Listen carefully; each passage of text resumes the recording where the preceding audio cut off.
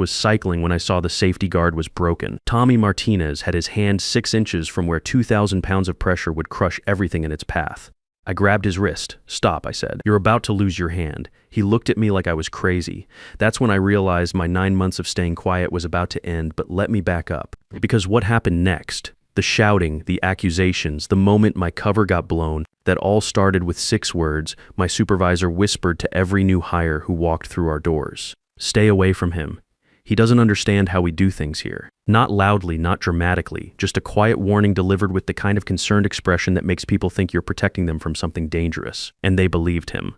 Every single one of them believed him without question. For 9 months, I watched Howard Walsh repeat this ritual. 9 months of watching people look at me, then look away. 9 months of being the guy nobody wanted to work with. The words weren't sharp like a blade. They were slow poison spreading through every safety meeting I'd never be included in, every equipment inspection I'd never be asked to join, every moment of belonging I'd never experience. And the worst part, I had to let it happen. Because what they didn't know could either save their lives or destroy their jobs, and I was the only one who could decide which. My name is Vincent Rodriguez, but everyone at Steelcrest Manufacturing calls me Vince. I'm 48 years old, and I've spent the last 24 years learning something most people don't think about until it's too late: how to keep workers alive in places that can kill you in a heartbeat. Before we go any further, I need to say something. If this story means something to you, if you've ever been the person everyone was warned about, or if you know what it's like to watch good people get hurt because someone in charge cared more about quotas than safety, please stick around, because stories like this need to be heard. Let me tell you who I really am.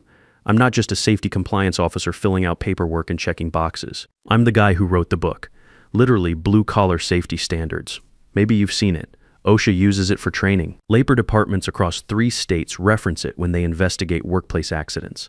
Plant managers quote it when they're trying to figure out why their insurance premiums went through the roof. But here's the thing, I published that book under my maiden name, Rodriguez Santos. When I took my wife's name after we got married, it gave me something valuable: anonymity. I could walk into any manufacturing facility and nobody would connect me to that book, to those investigations, to the guy who'd spent nearly a quarter-century documenting how good people end up dead because someone decided productivity was more important than procedures. 3 years ago, I decided to write a second book, not about theory this time, about reality, about what really happens when nobody thinks an expert is watching.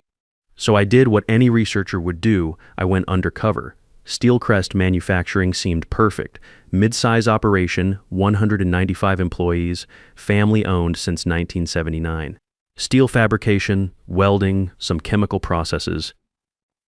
Nothing glamorous, nothing terrible, just ordinary. The kind of place where most guys spend their careers without anything dramatic happening.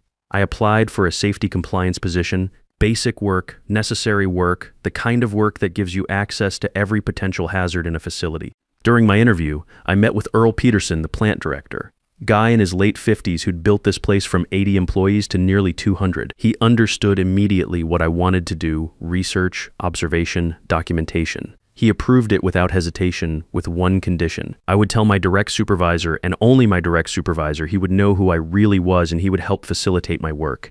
He introduced me to Howard Walsh, the production supervisor, who would oversee my daily tasks.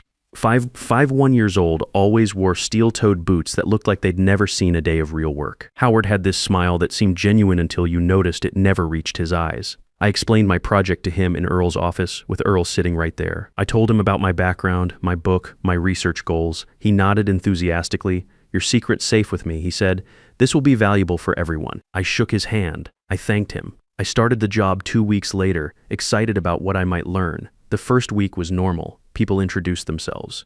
They explained processes. A few of the older guys shared stories about equipment quirks and safety shortcuts that had become standard practice. Tony Kowalski, a shift worker with 15 years experience, even invited me to lunch. I felt welcomed, like maybe this would be easier than I thought. But during week 2, something shifted. Conversations stopped when I approached. People who'd been friendly suddenly seemed busy whenever I had questions about procedures. The break room went quiet every time I walked in. At first, I thought maybe I'd made a mistake, said something wrong, violated some unwritten rule. I replayed every interaction in my mind, searching for the moment I'd crossed a line. But there was no moment. There was just the slow realization that I was being systematically excluded from the social fabric of the workplace, and I couldn't figure out why. Month 3, I figured it out. I was checking pressure readings on the hydraulic press when two new hires walked by. They didn't see me at first, hidden behind the equipment cabinet. "Did Howard talk to you about Vince?" one asked. The other nodded. "Yeah, said to be careful. Said he doesn't understand how production really works, makes everything more complicated than it needs to be." They noticed me then. The conversation died instantly. They grabbed their tools and left. I stood there holding my digital multimeter, understanding flooding through me like cold water. Howard wasn't keeping my secret. He was using it. Or rather, he was using me.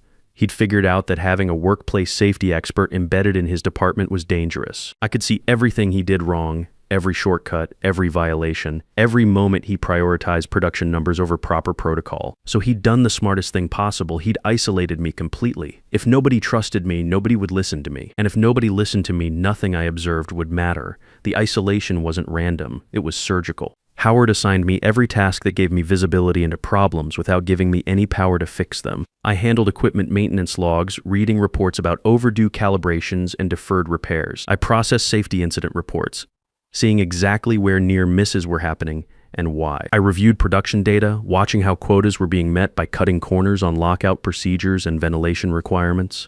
Every single task was a window into something broken, and every single task was mine alone. Nobody collaborated with me. Nobody checked my work. Nobody asked my opinion. I was simultaneously seeing everything and influencing nothing. The weekly production meetings became a special kind of torture. Howard would spend 30 minutes praising everyone's contributions. He'd highlight efficiency improvements, celebrate quota achievements, acknowledge overtime dedication. Everyone except me. When he assigned new projects, he'd distribute them to people with a fraction of my experience right in front of me, explaining why each person was perfect for the work. Complex welding inspections went to someone who'd been there 6 months. Equipment upgrade planning went to someone who openly admitted he was guessing about specifications. Safety protocol reviews went to someone who'd never read an OSHA regulation. And I sat there silent, because speaking up would only confirm what everyone had been told, that I was difficult, that I complicated things, that I didn't understand how real manufacturing worked. "Don't take it personal," Tony Kowalski told me one afternoon. We'd both been washing our hands at the same sink, an accidental moment of proximity. Howard warned us, "You're not really a team player. It's not about you as a person. It's just your work style." He said it kindly, like he was trying to help, like he thought I didn't know. I dried my hands and thanked him, because what else could I do? Tell him the truth. Explain that I'd literally written the manual on collaborative safety management. That would sound insane, defensive, exactly like someone difficult would sound. So I kept working, I kept watching, I kept documenting, because here's what Howard didn't understand about research. Isolation is sometimes the best vantage point. When you're not part of the social dynamics, you see them more clearly. When people forget you're there, they stop performing. They show you who they really are. And what I saw day after day was a facility slowly poisoning itself with small violations that nobody thought mattered. A supervisor who approved overtime that violated rest period regulations. A team lead who signed off on equipment maintenance that clearly hadn't been performed. A shift foreman who ignored ventilation alarms because fixing them would slow down production. None of it was dramatic. None of it was evil. It was just careless. Careless in ways that would eventually hurt real people. The near misses started getting worse. A welder working without proper ventilation passed out from fumes, but was back on shift the next day. A crane operator missed his safety inspection and the cable snapped 2 hours later. Lucky it was carrying scrap metal instead of finished product. A chemical spill in the storage area went unreported because cleaning it up properly would have meant shutting down production for 4 hours.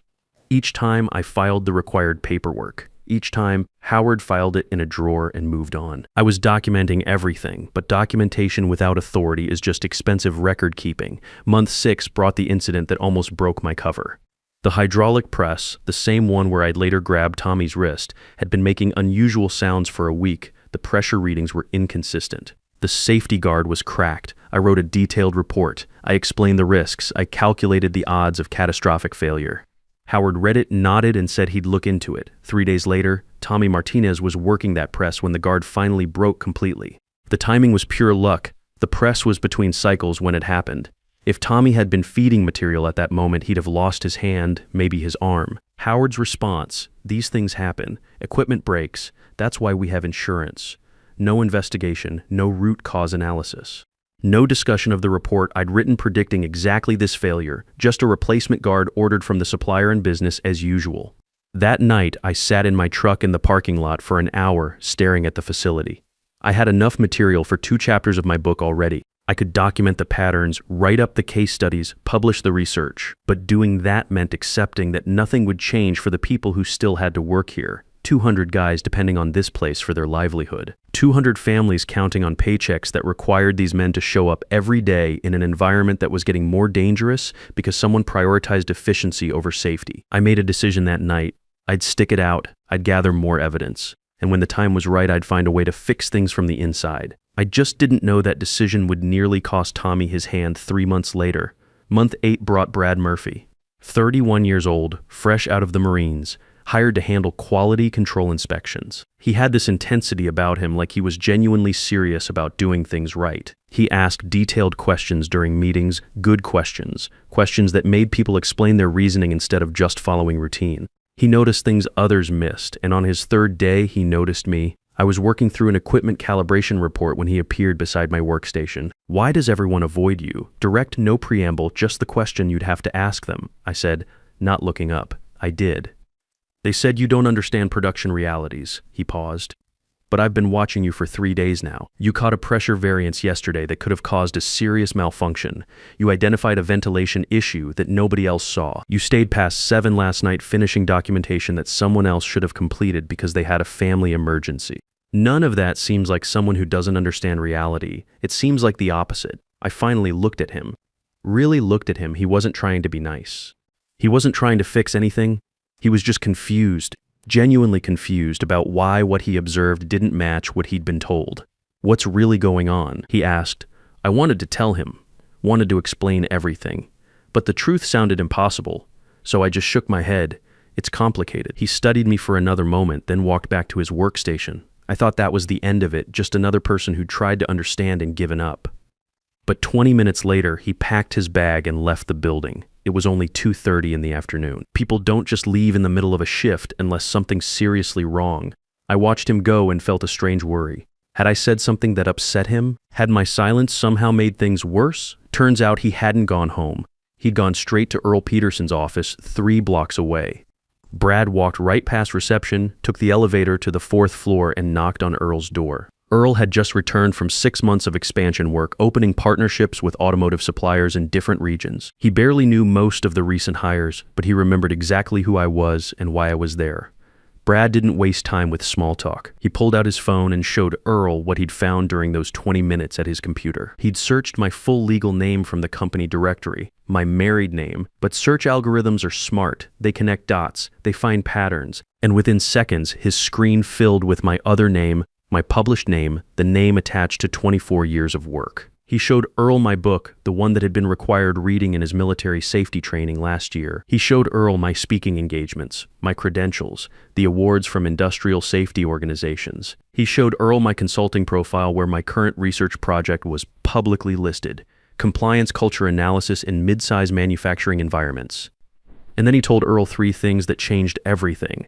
First, I was being deliberately isolated by my direct supervisor. Second, he'd personally witnessed 5 safety violations in just 3 days that matched patterns from my published research. Third, if I was still gathering data after 8 months, the company was probably in serious trouble. Earl listened to all of it without interrupting. Then he made 3 phone calls, one to his assistant, scheduling an emergency leadership meeting for that evening. One to me, requesting my attendance, and one to Howard, informing him that his presence was mandatory. I got the call at 40:45. Earl's voice was calm but firm. "I need you at a leadership meeting tonight. 6:50's on red." Conference room on the 4th floor. He didn't explain why, didn't give me time to prepare. Just hung up after I agreed to come. I sat at my workstation feeling something I hadn't felt in months. Fear. Not because I'd done anything wrong, but because I knew what was coming. The reveal. The confrontation, the moment when 8 months of careful observation would either vindicate me or destroy everything. I arrived at 5:55. The conference room was smaller than I expected, with windows overlooking the industrial district and chairs arranged around a setup that fit maybe 12 people. Earl was already there. So was his assistant, the head of human resources, the chief operations officer, 2 senior supervisors I'd never met. Tony Kowalski from the union, and Howard. Howard sat at the far end, his expression carefully neutral, but I could see the tension in his shoulders. He knew something was happening. He just didn't know what. When I walked in, his expression shifted just for a second, surprise mixed with something else. Maybe anger, maybe fear. Why is he here? Howard asked Earl. He's not leadership. He's here because I invited him, Earl said simply. He gestured for me to sit. I chose a chair near the middle, not too close to anyone. Brad entered a moment later, looking slightly nervous but determined. He sat near Earl, clearly his ally in whatever was about to happen. Earl started without preamble. Vince, I understand you've been conducting research during your time here. Research I approved 8 months ago. Can you update us on what you found? The room got very quiet. Everyone except Earl and Brad looked confused. Howard looked like he'd swallowed broken glass. This was the moment I'd been preparing for since I started. The moment where I could either burn everything down or build something better. I had names, dates, specific incidents that violated not just company policy, but actual regulations. I could end careers right there. Instead, I said, I found enough material for 3 chapters of my next book. Would you like to hear the overview? Wait, Howard interrupted. What research? What book? What is he talking about? He looked at Earl. You approved this. I did, Earl confirmed. Before I left for the expansion work, I thought I'd briefed you. Perhaps that conversation got lost in the transition. He hadn't briefed him. We both knew it. He'd told Howard directly in his office, with me sitting right there. But he was giving Howard an exit, a way to claim ignorance instead of admitting deliberate sabotage. Howard didn't take it. This is exactly why I warned people about him, Howard said, his voice rising slightly. He's been spying on us, collecting information to use against us. This whole time he's been pretending to work while actually I have been working. I said quietly. Every task you assigned me, every report you had me handle, every issue you asked me to review, I completed all of it on time and accurately. And yes, I learned from all of it. That was the point. The point, Howard said slowly, was to trap us, to document our mistakes so you could expose us. No, I said, the point was to understand how typical manufacturing facilities function when nobody's performing for observers. You knew that 8 months ago when Earl introduced us.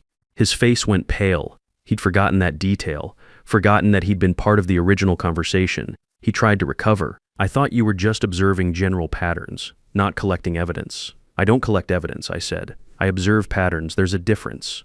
Earl leaned forward. What would you recommend, Vince, based on what you've observed? This was it, the fork in the road. I could recommend investigations, audits, terminations. I could present my findings like a prosecutor presents a case. Or I could do what I'd actually spent 24 years learning to do, teach. I recommend education, I said, a comprehensive safety training series.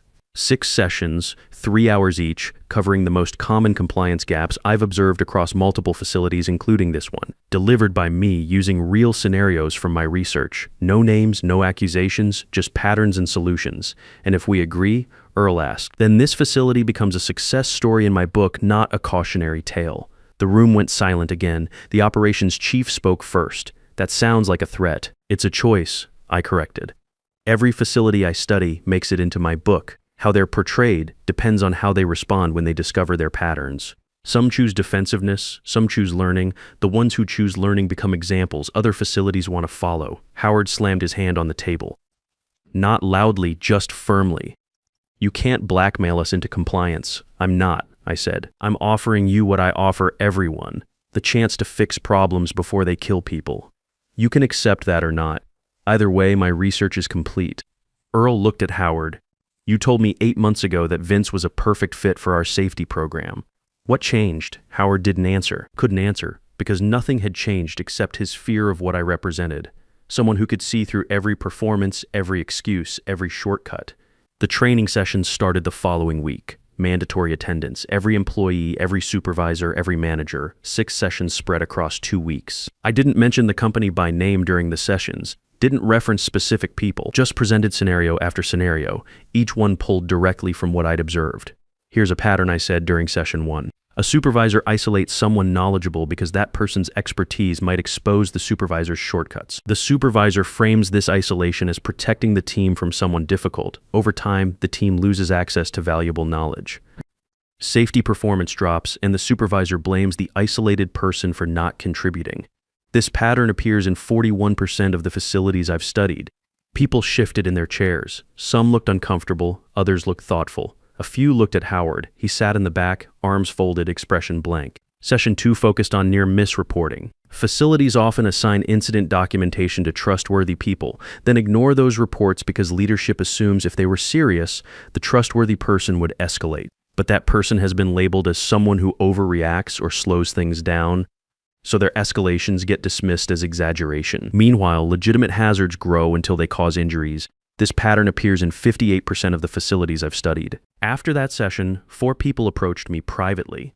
They asked if they could discuss specific situations, real situations they were currently facing. I listened. I didn't give advice, just asked questions that helped them think through their options. Word spread. By session 3, I had a waiting list of people who wanted to talk. Session 4 covered equipment maintenance. Session 5 covered chemical handling. Both sessions presented patterns without accusations. Both sessions led to private conversations with employees who'd been seeing problems but didn't know how to address them. And through it all, Howard sat in the back, getting smaller. Session 6 was different. Earl attended personally, sitting in the front.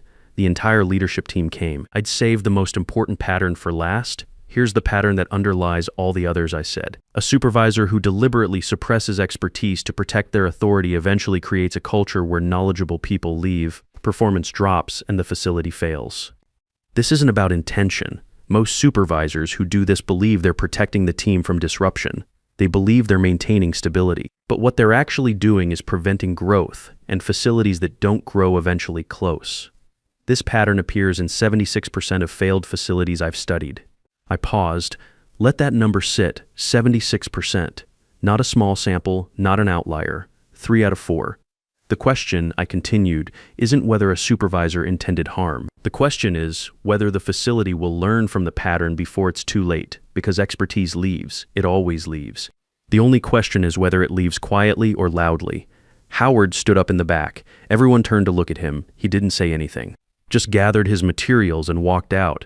The session continued without him. We finished the final scenario. People asked questions, real questions about how to recognize these patterns in themselves, how to change, how to build cultures where these patterns couldn't take root. The next morning, Howard submitted his resignation. Effective immediately. No farewell speech, no goodbye tour, just a brief letter to Earl stating he was pursuing other opportunities. Nobody demanded it. Nobody forced it. He just finally understood that staying meant being the unspoken subject of every future conversation about what not to do. Earl offered me Howard's position. Production supervisor, full authority, significant raise. I declined. My research was complete. I had everything I needed for the book. But I did accept a different role, permanent safety consultant, part-time, remote. Essentially an advisor who could review policies, observe patterns, and provide guidance when needed. Enough involvement to ensure the changes stuck. Not so much that I became part of the system I was studying. The consequences rippled outward in ways I didn't expect. Brad was promoted to safety team lead within a month. He demonstrated something rare, the courage to ask questions when everyone else accepted answers. He transformed safety culture in ways Howard never could. He instituted weekly knowledge-sharing sessions where anyone could present what they were learning. He created transparent incident reporting where everyone could see what was happening and why. He built exactly the kind of collaborative environment that makes my research obsolete. Other departments started requesting similar training. Earl approved it. Over the next 3 months, I delivered modified versions of those 6 sessions to every team in the facility. Each time, patterns emerged. Each time, people recognized themselves and chose to change, not because they were forced to, because they understood the cost of staying the same. My book publishes next month. Chapter 4 features this facility not as a failure, not as a villain, as proof that manufacturing facilities can choose learning over defensiveness, as evidence that patterns can be broken when people decide truth matters more than comfort. I used real scenarios from my 9 months there. Real patterns, real solutions, but no names, no identifying details. Just the story of how one facility looked at itself, honestly, and chose to become better. The advanced copies went out last week to reviewers and early readers. One of them emailed me yesterday. She teaches industrial safety at a technical college. She's assigning my book for her spring semester, and she specifically highlighted Chapter 4 as the most important case study she's encountered in 15 years of teaching. This, she wrote, is what transformation actually looks like. Not dramatic, not sudden, just steady, honest work. I forwarded that email to Earl. He responded with 2 words, thank you. Howard found work at another facility. I know because someone from my professional network mentioned seeing his name on a supervisor roster. I don't know if he learned anything from what happened. I don't know if he recognizes patterns in himself now. I hope he does. I genuinely hope he does, because the point was never to punish him. The point was to show everyone, including him, that there's a better way. Last week, I visited the facility for a quarterly check-in. People greeted me by name, asked about my research, told me about problems they'd solved using frameworks from the training, and Brad pulled me aside to share something that made the entire 9 months worth it. We hired someone new, he said. And on their first day, I sent a message to the whole team. I told them, questions are always welcome here, especially the difficult ones. He paused. That came from you, from watching you sit alone for months asking difficult questions nobody wanted to hear. Thank you for teaching us that difficult doesn't mean wrong. I think about those words often. Stay away from him. He doesn't understand how we do things here. Howard meant them as a warning, as a way to protect himself from accountability. But in the end, they became something else entirely, proof that the most important voices are often the ones people try hardest to silence. And the most valuable work often happens in isolation, where truth doesn't have to perform for comfort. If this story hit home for you, if you've ever been the guy everyone was warned about, or if you've ever caught yourself doing the warning, then you understand what I learned in those 9 months. The workplace isn't just about getting the job done, it's about getting it done right. And getting it done right means listening to the voices that make you uncomfortable, especially when they know what they're talking about. Because expertise doesn't care about politics, safety doesn't care about quotas, and the truth doesn't care whether it makes you look good. Thank you for listening. Thank you for being here. And thank you for believing that doing right matters more than looking right.